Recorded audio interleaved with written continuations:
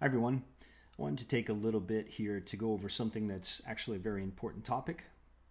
If you are interested in martial arts long term, which I hope everybody here who is seeing this is, either for yourself or if this is a parent for their child, I'm mostly talking straight to adults, but again, I think this is really good for parents as well, just to have in mind. And really, the thing here, as you can see, the topic is how to stay on track with your training and get everything you want from your martial arts journey. Why it's important is because this is hard. And everything I'll be talking about here will have application to really any pursuit that you or somebody you care about is going to be undertaking.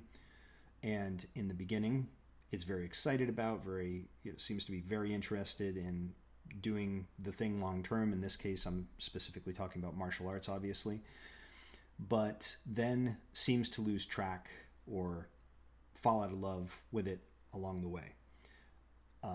The reason for that, a lot of times people just think, well, so and so isn't disciplined, or they didn't want it enough, or whatever. But these are reductive ways of describing what are actually very complex human dynamics. And again, there's some degree that this is individual, but a lot of these things are really just part of the human condition. I've had occasion, for a variety of reasons, not just having to do with martial arts, to look into these things quite deeply and spend a lot of time on them. And what's useful here, everybody's heard the old G.I. Joe from back in the day, knowing is half the battle. A lot of it is, as we start to encounter some of these challenges, these bottlenecks, what happens inevitably is that our brains start talking to us, we get in our heads, so to speak, we start finding reasons that a lot of this is going on completely unconsciously, regardless of how intelligent you are, how self-aware, right? Unconscious means not conscious to you.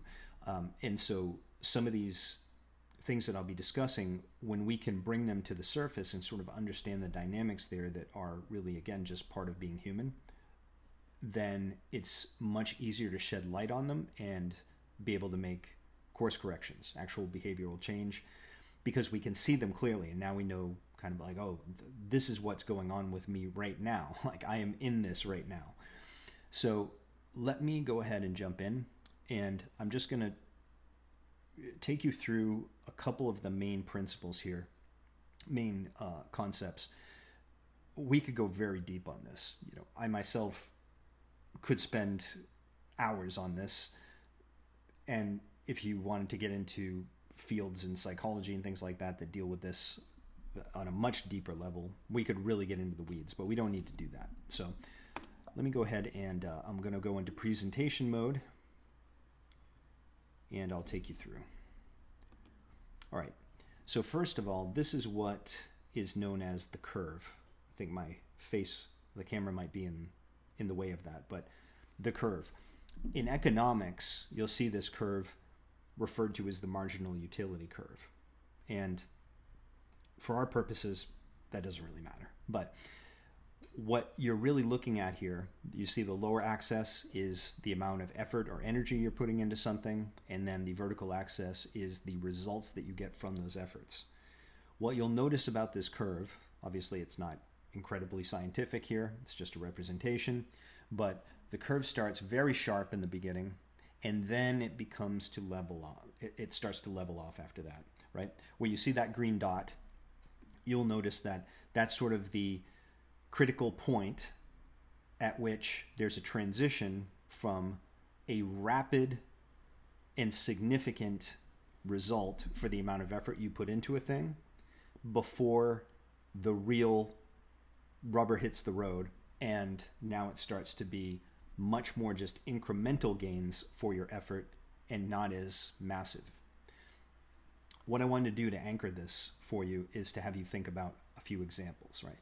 So in martial arts, if we were talking about what we mostly do, Brazilian Jiu-Jitsu, Muay Thai, and you're thinking about, well, I'm in the foundations class. In the very beginning, I'm able to go through, start to learn some new things.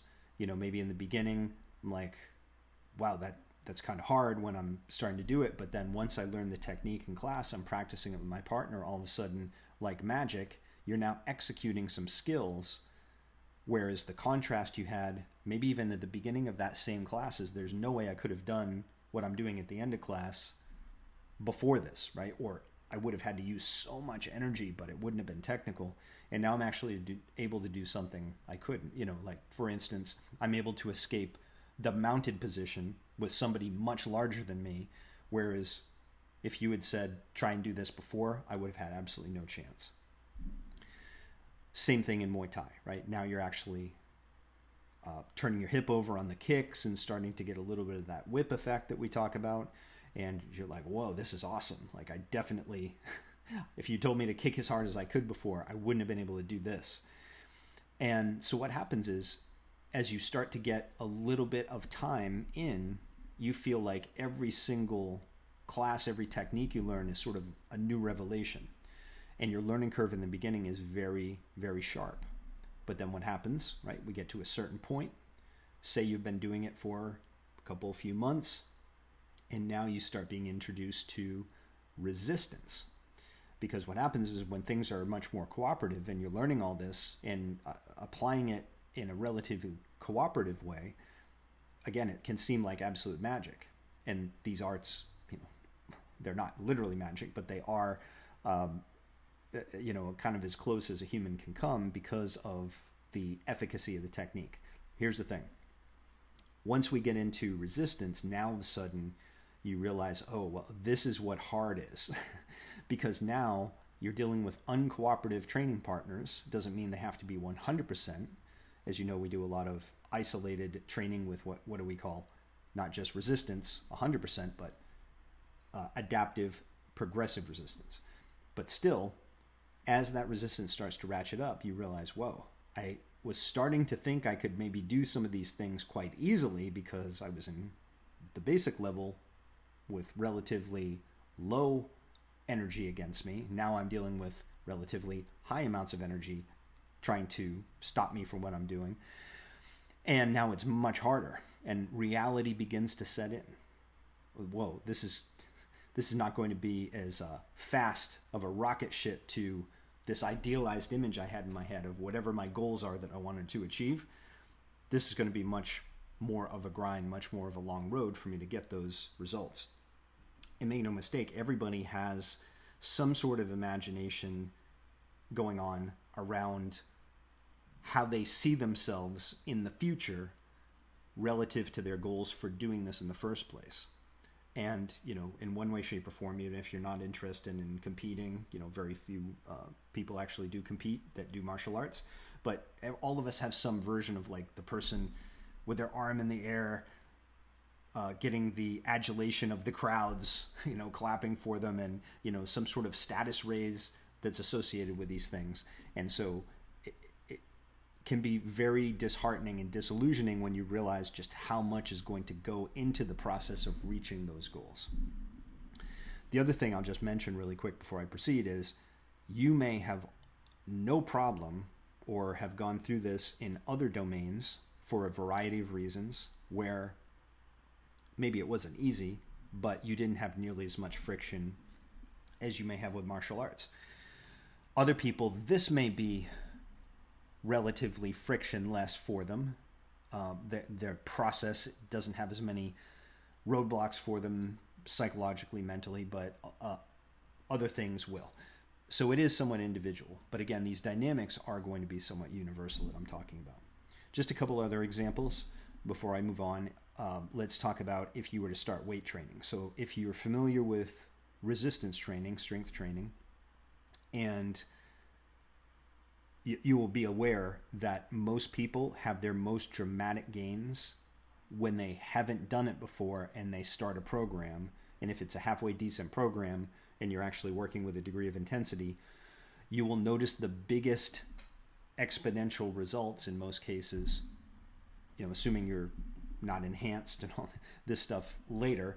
But if you're just starting off as yourself and you start working out, then you'll have your most dramatic gains in the beginning because your body is experiencing a completely new stimulus and adaptive response. then you start being like, well, this is awesome. I could be, I could be on stage at Mr. Olympia in a couple of years at this rate. And then guess what? You hit the plateau. And then all of a sudden the gains start coming much, much slower, more incrementally. And then the classic example here is relationships, right? So let's say we're talking about a significant other, and in the beginning, right, everything is amazing, and that is what we call, right, honeymoon period. But what happens when, so there it is, honeymoon period, right? That's exactly what this is. The technical term is hedonic adaptation, or being on the hedonic treadmill. And basically what this means is the human being's innate tendency to, no matter how much you want something, once that thing, that goal is attained, you might still like it. It might still have some meaning to you, but it's never going to be the same as when you were in that intoxicating relationship to it of the honeymoon period. And then after that, you start looking to what else could give me that same fix, essentially, right? That same dopamine hit. I mean, really, everything we do, this is what social media are designed to do, is to basically continually have us chasing the short-term dopamine hits.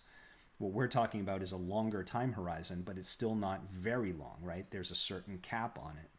And so honeymoon period, when you're first dating somebody, for instance, and there's just the interest and the thoughts all consuming and the passion, all these things. But then what happens over time, it starts to taper off. So the other aspect of this that's critical, I just gave you three, right? In martial arts and relationships and resistance training, we could go on and on.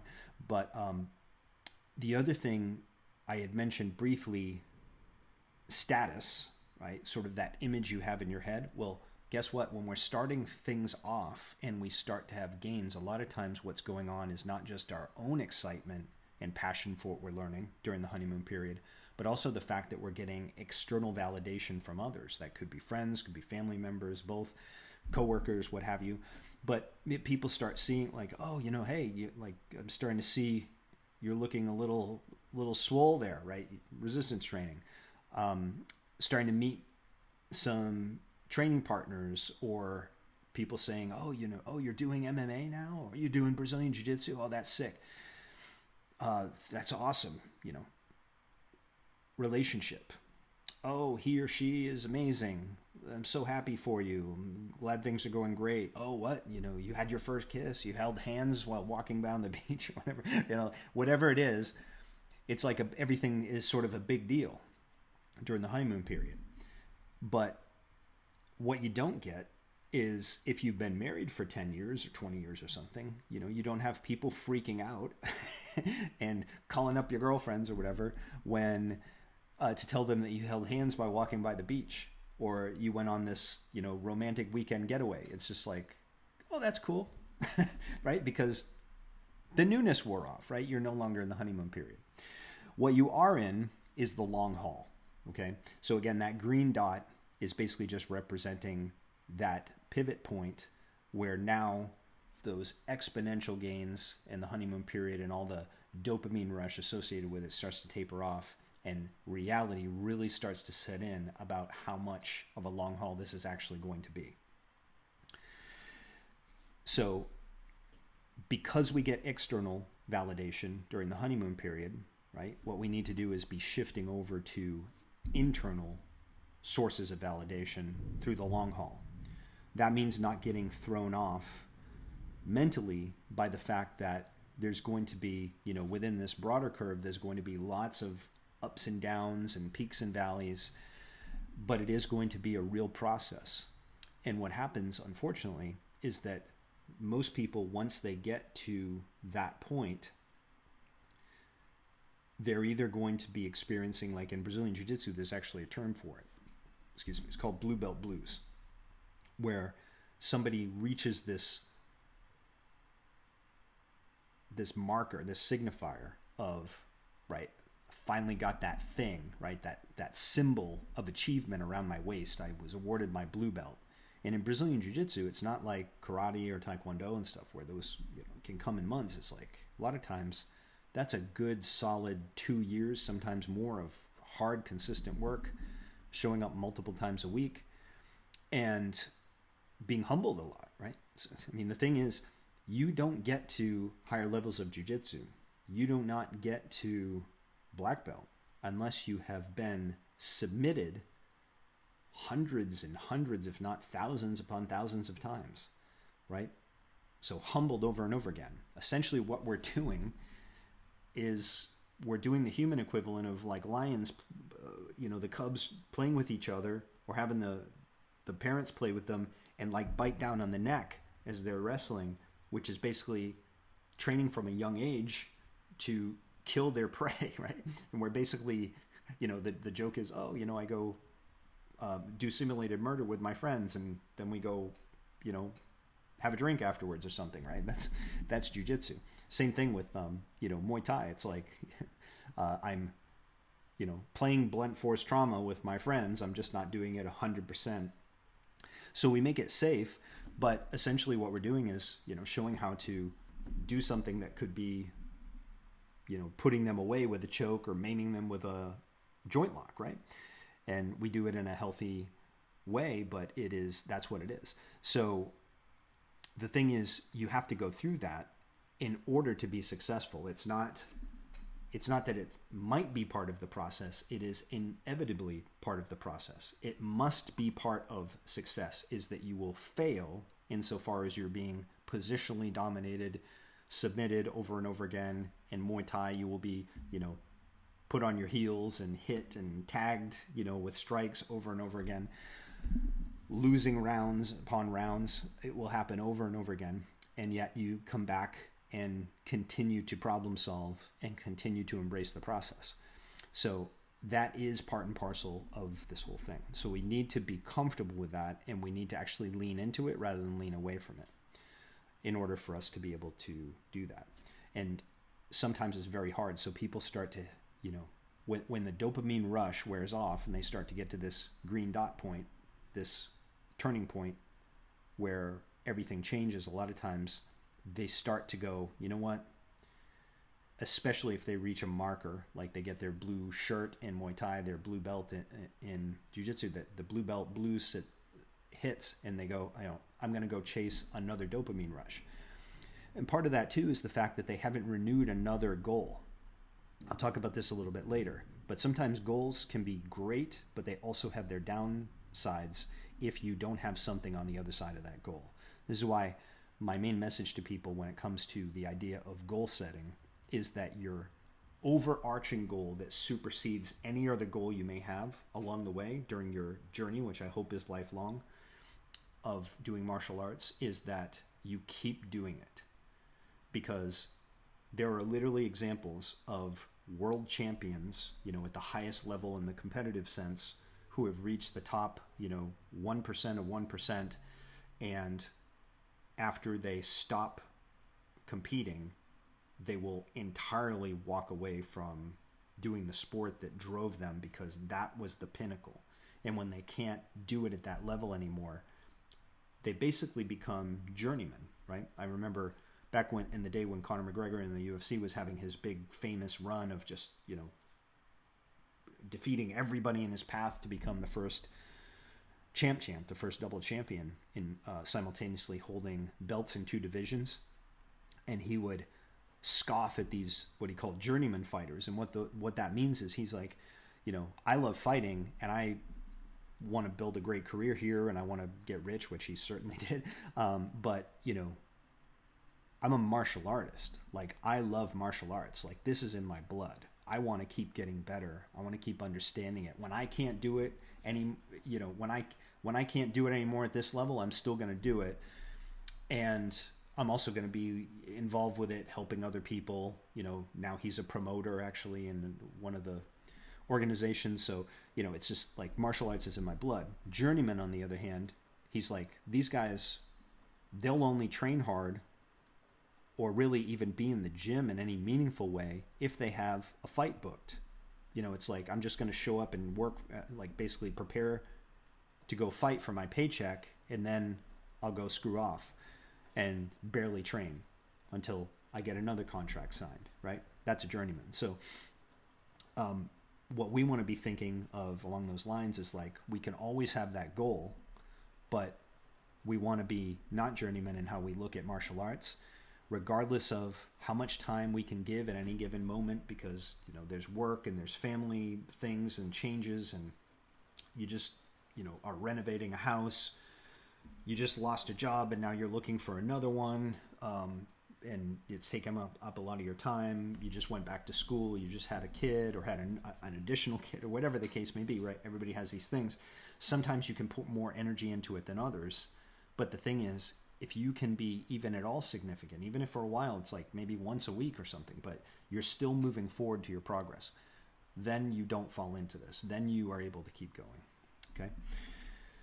So what this looks like is, if we think of this in terms of, and again, I think my face is in the way, but the Pareto principle, or the 80-20 rule, most people are familiar with it, but if you're not, simply means in the most simple form, again, it can also become complex, but what it means is that you get 80% of the results from a key 20% of your efforts, you know, usually followed up by, why don't we focus on those 20% of efforts that are producing the 80% of the results, and we eliminate a lot of waste.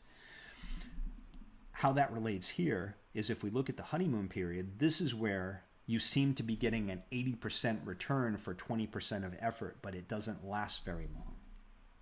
And then the dopamine rush goes. So now you notice, if we switch over to the horizontal 80%, that's the long haul. Now it flips, and I'm going to be having to put in what seems like, you know, 80% to get a 20% return. Much, much harder, right?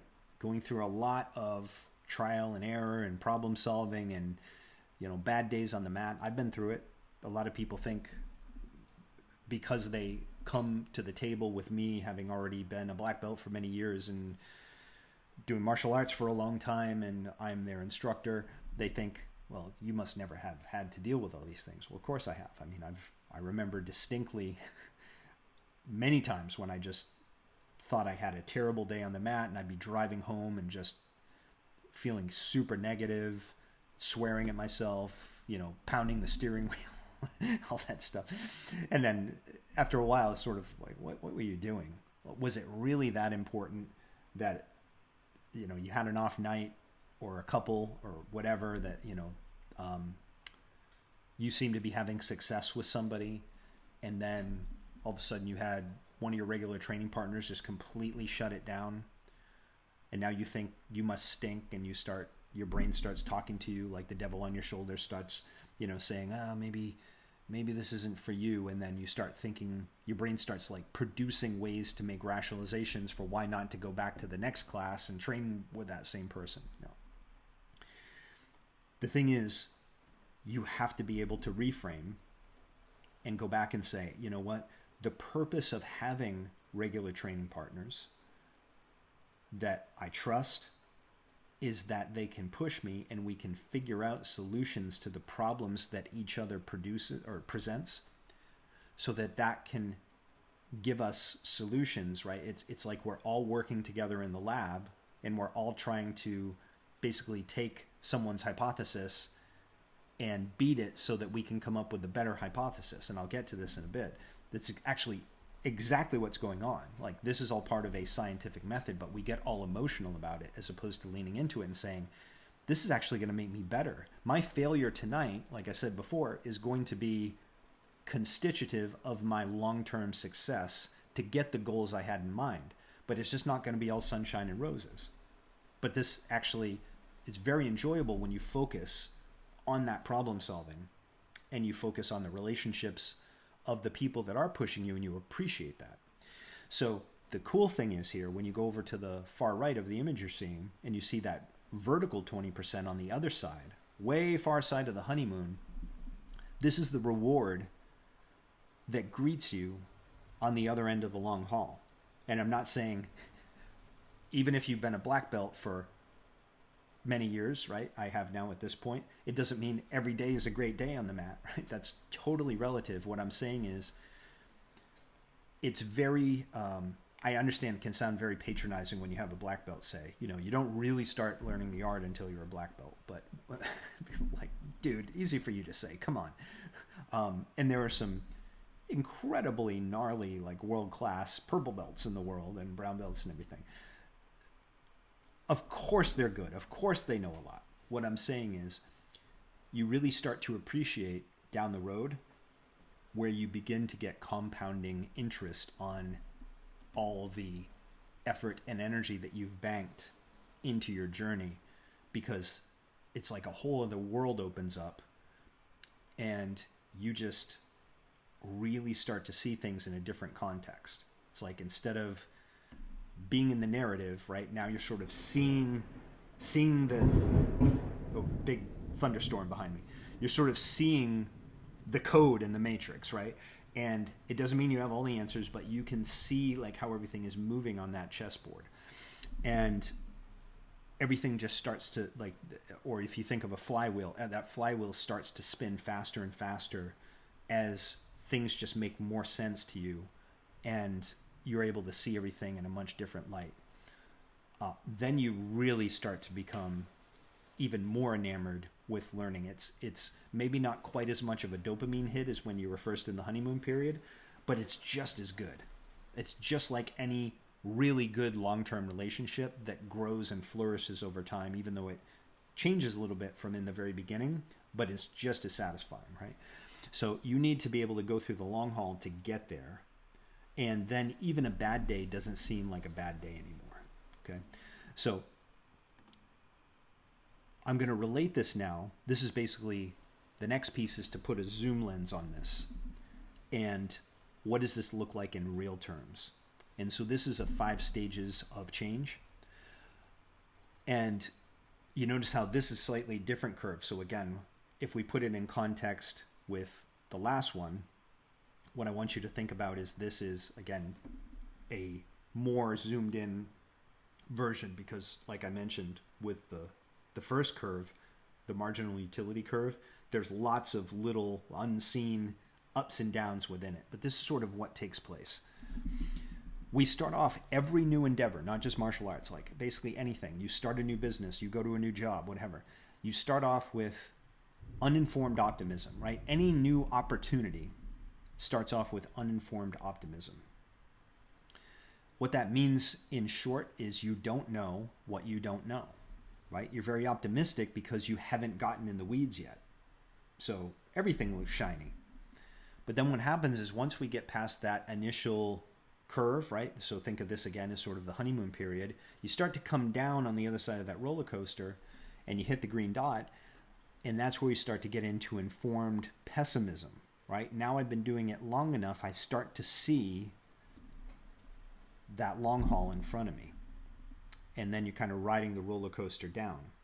So some people, as I mentioned, the moment they start to hit informed pessimism, they can already exit at that point, start to talk themselves out of it. And they're looking for, something else. But what we also see is like, say somebody's moved from a foundations program to the advanced program and they're like, okay, this is definitely harder, but it's still cool. It's still new. So I just realized it's much harder, informed pessimism, but it's just still cool. And I'm kind of excited to be moving up into this next tier where I'm going to be working with some of the upper level people and training alongside some of the instructors and all this. I'm going to keep going. Then we get into like, wow, I'm not the hammer, I'm the nail. Most of the time. I thought I was going to be a natural or whatever it is, right? I thought I was making fast progress and now I'm making slow progress. This is not corresponding to that image I had in my head. Then we get into the valley of despair. It really sets in. Reality really sets in. You get basically, pardon the pun, like you get punched in the face by reality.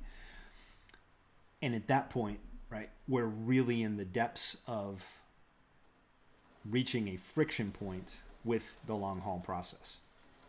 But the cool thing is when you can push through that, when you can reframe that is a necessary and inevitable part of success, that every single person who has what I want, that great relationship and having met their goals along the way, every single person has been in the valley of despair.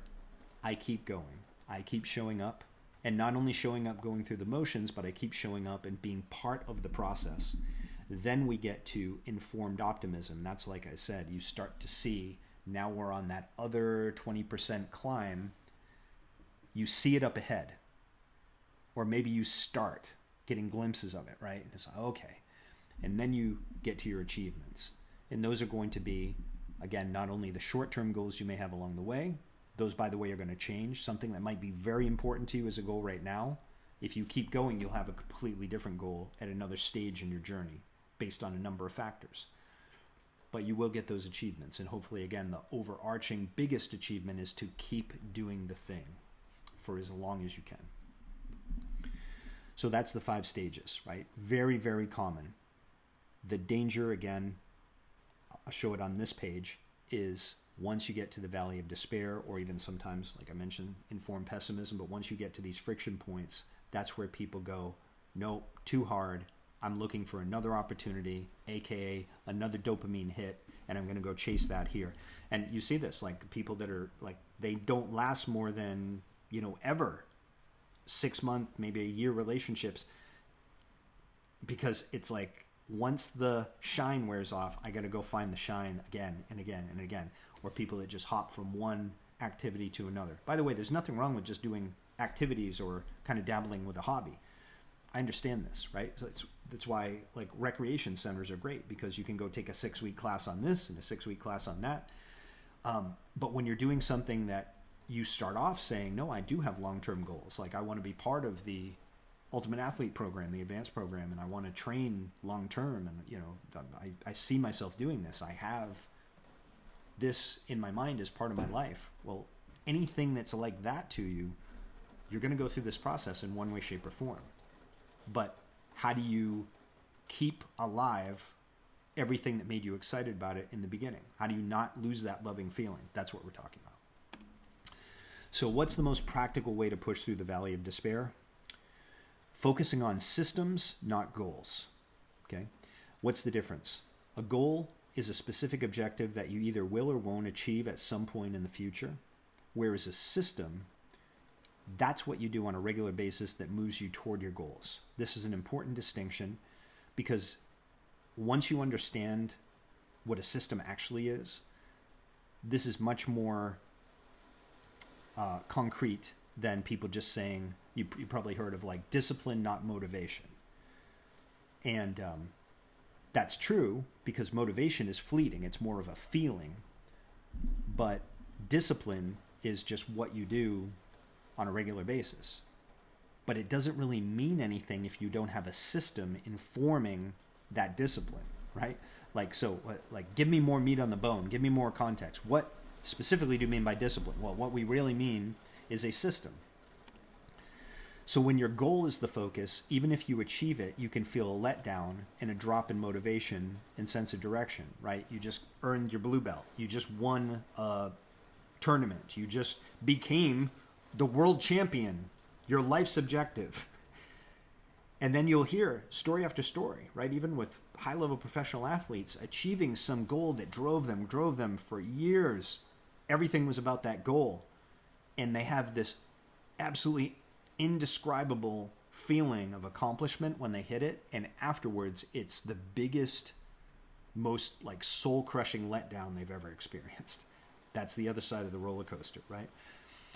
Because they didn't have a full spectrum understanding of the system, right? It's like they're certainly not journeymen, but they almost fell into a form of it, because after this thing, they really didn't know what else their relationship was going to be with that activity or that sport or what have you, right? So this is, again, just being human. There's no right, no wrong. Just understand that that's the case. So what we need to have is a greater purpose behind what we're doing that's going to be part of that system, right? So we just embrace the process, but we have that no matter what, even as we hit the shorter term goals along the way. Because when you focus on the system, the goals that you want simply become an outgrowth of the process that you're constantly refining. So let's take a look at this. This will be the last piece. This is a system in its simplest form. You'll also notice this is exactly how the scientific process works. I've said many times in class, a lot of you have been around for a little bit have probably heard me, but I'll say this for Jiu-Jitsu. It's absolutely true of Muay Thai. But I will say things like, Jiu-Jitsu is just about creating positive feedback loops.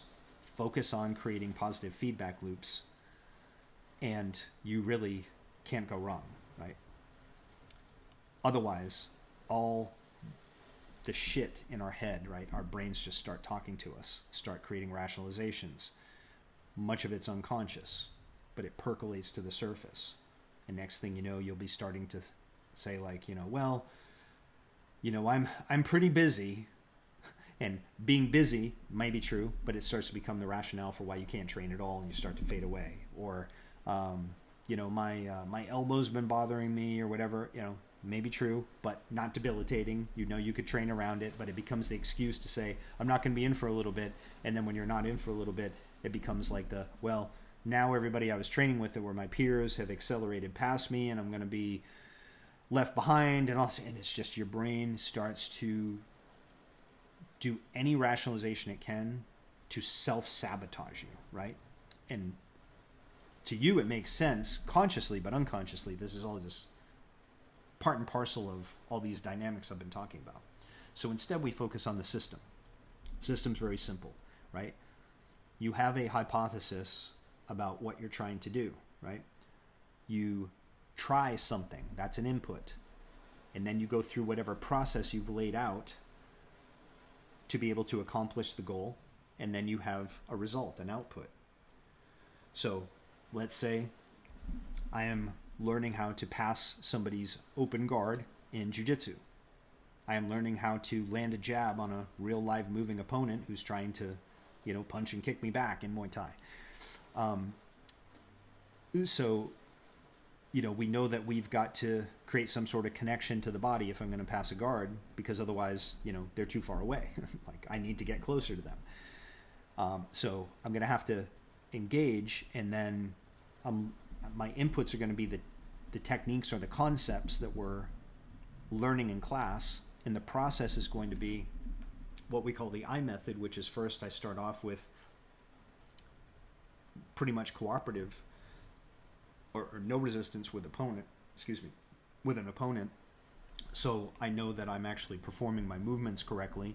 And then we start to add progressive amounts of resistance so that if I go to actually spar, whether that's tonight or at some point in the future, if I'm still a beginner, then I will have had some actual application of that. It's not just a purely cooperative partner. So once you move from foundations to advanced, right, we do this all the time, so that we can basically, you're not trying to go from like 0, no resistance, to 100 full resistance. You're gradually working your way up, but with real movement from a training partner that's acting as an opponent. So that's the process. And then I have a result, right? Was I able to pass? Was I able to get partway past? Where was I losing it? And so you have that result, you have those outputs, and then what we do is we analyze the feedback. So this is feedback loop. You go and say, okay, here's what I was doing, here's how I was executing through the process, and here's the result I got. What went wrong? Where did it go wrong? What could I do to make improvements? So I'm going to revise my initial inputs now with some new inputs, even if they're very small adjustments, and we go at it again. And that's a process, right? That's a system. And so what happens is we essentially become problem-solving machines in martial arts. And once you do that, you become much more objective, much more of a scientist, fascinated with the scientific process and the system of learning Muay Thai or Jiu-Jitsu or what have you, MMA. And then it's like, you just become very enamored of like, yes, for sure, it feels good when you have gains, but it's much more about, there's always another problem to solve. I will never want for a new goal because I always have something to work on, something to learn. something to refine, and I always have a problem to solve. So here's another way to put it. Rather than focus on whatever story, which is always BS, and I'm not saying there aren't actual real circumstantial things that go on, right? Like, people have not like a horrible scenario. Like I fell and I literally broke my back. Obviously you're not training if you have a fully broken back or something like that, right? There's real reasons. But whatever story your brain is telling you, try not to listen to it. It's going to talk, but just put it in the background.